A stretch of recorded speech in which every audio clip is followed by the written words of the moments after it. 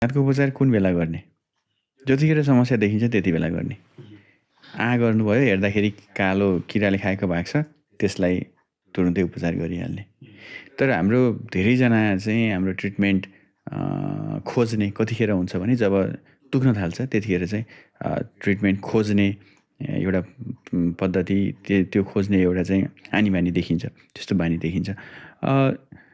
यसले गर्दाखेरि के हुन्छ भने हामीले प्रारम्भिक अवस्थामै जतिखेर भर्खर दाँत लाई समस्या भएको छ, क्याभिटी हुन थालेको छ। क्याभिटी हुनेको सङ्केत स्पष्ट रूपमा देखिन्छ फेरि। तपाईँ हामीलाई थाहा भएकै कुरा हो। गर्दाखेरि कालो धब्बा जस्तो देखिन्छ, कालो दाग देखिन्छ। त्यो भनेको अब दाँतमा सडन सुरु भयो भन्ने हुन्छ। त्यो अवस्थामा त्यो पेनलेस हुन्छ। भनेको दुख्दैन। कुनै पनि किसिमको तपाईँलाई समस्या गरेको हुँदैन। है। अब यो अवस्थामा हामीले खासै उपचार खोज्दैनौँ। त्यो बेलामा हामीले उपचार गर्यो भने सामान्य फिलिङ मात्रै अथवा दाँत भर्ने जुन भनिन्छ सामान्य फिलिङ मात्रै गरेर पनि हुन्छ। तर त्यतिखेर हामीलाई कुनै प्रब्लम हुँदैन। हामी उपचार खोज्ने प्रमुख कारण भनेको नै पेन हो, दुखाइ हो के। दुखाइ छैन भने सायदै हामी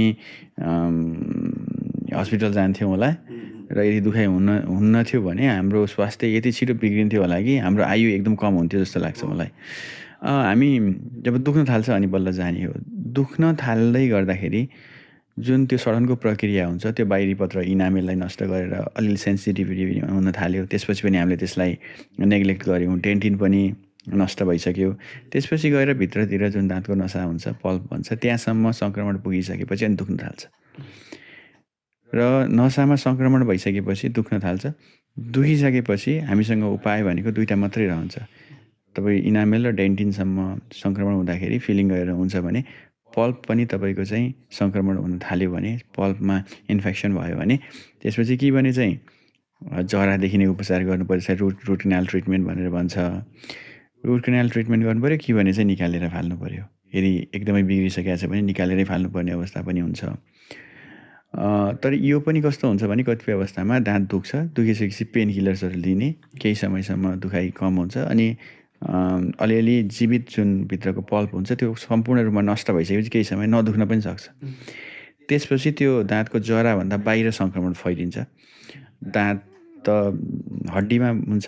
तल यो हाम्रो जुन तलमाथिको हड्डी हुन्छ यो त्यसमा दाँत हुन्छ, यो बङ्गाराहरू होइन, ज जुन भयो त्यसमा हुन्छ, बाहिर गिजा हुन्छ। त्यो हड्डी दाँतभन्दा जराबाट बाहिर हड्डीसम्म इन्फेक्सन हुन्छ। हड्डीसम्म इन्फेक्सन हुने अनि त्यसपछि सुन्निने होइन, अनि गिजाहरू पाक्ने, हड्डीहरू पाक्ने होइन। अब यी समस्याहरू देखिन थाल्छ। त्यही भएर अब यदि धेरै नै सङ्क्रमणहरू भयो, हड्डीहरूमै इन्फेक्सन भयो